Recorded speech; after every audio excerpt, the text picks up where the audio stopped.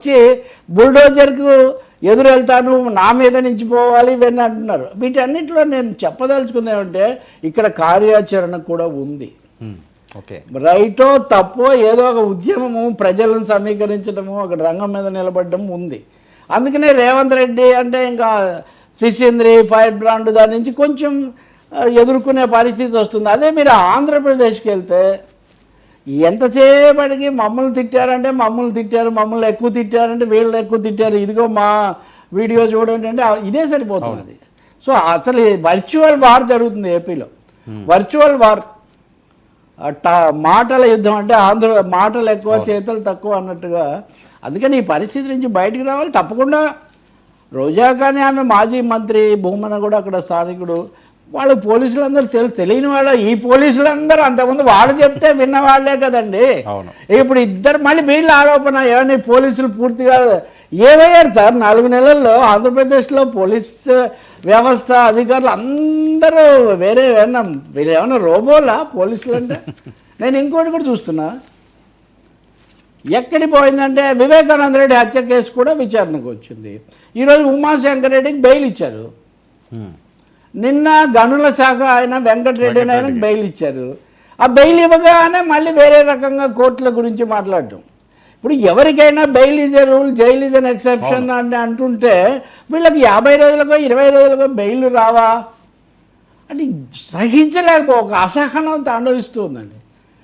అవతల వాళ్ళకి జరిగితే తప్పు, మాకు జరిగితే తప్పు, అవతల వాళ్ళకైతే ఎంత ఎక్కువ కావాలంటే అంత ఎక్కువ జరగాలి అని. సో ఆ మిత్రుడు అన్నది అదే. 2 రాష్ట్రాల్లో కూడా ఇప్పుడు ఏమంటారు, రేవంత్ రెడ్డిని అప్పుడు జైలు పంపించారు కాబట్టి ఆయన మళ్ళీ పంపించాలనుకుంటున్నారు. అంతకుముందు జగన్ను పంపించారు కాబట్టి, చంద్రబాబును పంపించారు కాబట్టి మళ్ళీ వాళ్ళని పంపించాలనుకుంటున్నారు. ఈ పరంపర చంద్రబాబు జైలు మీద కూడా ఈరోజు ఆసక్తికరమైన ఒక పత్రిక, ఒక మీడియాలో అదే కథనం. తర్వాత అప్పుడు వాంగ్మూలం ఇచ్చినటువంటి ఐఏఎస్ అధికారి రమేష్, ఆయన వాంగ్మూలాన్ని తప్పుదోవ పట్టించారు అని. సార్ ఐఏఎస్లు అయినా ఐపీఎస్లు అయినా వాళ్ళ భాష వేరే ఉంటుంది సార్. వాళ్ళ ఆలోచనలు, వాళ్ళ వ్యూహాలు, వాళ్ళ కదలికలు వేరుగా ఉంటాయి. ఏంటది, చంద్రబాబు నాయుడు మీద కేసు పెట్టి జైల్లో అలా పెట్టగలిగినంత సాక్ష్యాధారాలు ఉన్నాయా లేదా?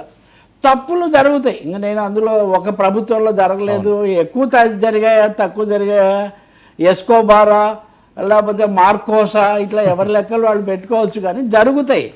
కానీ ఇక్కడ సమస్య ఏంటంటే ఒక మాజీ మంత్రి, చాలా సీనియర్ మంత్రి, కాస్త నాలెడ్జబుల్ పర్సన్ చెప్పింది ఏంటంటే చంద్రబాబు కేసు అనేది ఆ ప్రభుత్వం వచ్చిన ఒక 6 నెలల కాలం నుంచి వాళ్ళ దృష్టిలో ఉంది. కానీ ఇది కోర్టులో నిలబడదు అనే ఉద్దేశంతో ఆయన మీద చాలా కాలం చర్య తీసుకోలేదు. ఓకే, చివరి దశలో ఒక విధమైన డెస్పరేట్లో అదే ఆ చర్య తీసుకున్నారు. ఆ చర్య తీసుకోవడానికి ఈయన ఒక మాట అన్నాడు కదా, నిధులు కేటాయించడం ఆయన చెప్పినట్టుగా జరిగిందంటే కొన్నిసార్లు నిధులు విడుదల కాకపోతే ముఖ్యమంత్రులు చెప్తూ ఉంటారు. చెప్తాం కదా ఇప్పుడు ముఖ్యమంత్రుల దాకా ఎందుకు, నేనైనా వర్మకి వస్తుంది చూడు అంటాను నేను. ఉదాహరణకు ఓ మాట ఏ అర్థంలో అన్నారు, మీరేం తీసుకున్నారు అనేది అది వేరే విషయం. కానీ నేను అంతవరకే చెప్పాను. కానీ ఈయన ఒత్తిడి చేసి విడుదల చేయించారు అని నేను చెప్పలేదు అని ఆయన అంటాడు. He's technically he's right. అవును, technically there is a case. ఎందుకంటే ఈ మధ్య కూడా వాళ్ళ ఆస్తులు ఈడీ స్వాధీనం చేసుకున్నారు. ఏది ఆ స్కిల్ స్కామ్ వాళ్ళ మీద, ఆ సంస్థ మీద. కానీ చంద్రబాబును అరెస్ట్ చేసి ఏదో శిక్ష పడేట్టు చేసేటంత సరుకు అక్కడ లేదు, సాక్ష్యాలు లేవని వాళ్ళకి తెలుసు. సాక్ష్యాలు దొరకవచ్చు, అది వేరే విషయం. కాబట్టి అంటే నేను ఎందుకు అంటున్నా అంటే ఇక రాబోయే మీడియా ఎజెండా మారుతున్నట్టుగా ఉంది. ఈరోజు ఉదయం చూస్తుంటే దాని మీద చర్చ జరగబోయేట్టుగా ఉంది. అందుకని చాలా విషయాలు మనం ముందుగానే ఈ 2-3 కూడా మనం చర్చించాం వాస్తవంగా. అందుకని నేను మీకు చెప్తూ ఉన్నాను. కాబట్టి మీరు చట్ట ప్రకారం వెళ్ళండి సార్. చట్ట ప్రకారం కోర్టు ముందు పెట్టాల్సిందే. ఎవరైనా కోర్టులో నిలబడితే నిలబడుతుంది, లేకపోతే కోర్టులో తీర్పులు ఇచ్చారని, బెయిల్ ఇచ్చారని జడ్జీలను కూడా తిట్టే పని పెట్టుకోకండి. ఇంతకుముందు ఆ పని చేశారు, అది మళ్ళీ రిపీట్ కావద్దు. ఇప్పుడు ఆ వెంకటరెడ్డి చేశాడా లేదా వీళ్ళు ప్రూవ్ చేసుకుంటే చేసుకుంటారు. కానీ బెయిల్ ఇవ్వగానే ఇదిగో పలానా వర్మగారు జడ్జి ఆయన ఇచ్చాడు అని అంటే మరి అదొక అలా అన్నారు. కాబట్టి ఇప్పుడు ఇంకా నేను ఇప్పుడు రెండోది చెప్తా. వైసీపీ సోషల్ మీడియాలో చూస్తే పొద్దున ఒక మన పని ఇదే.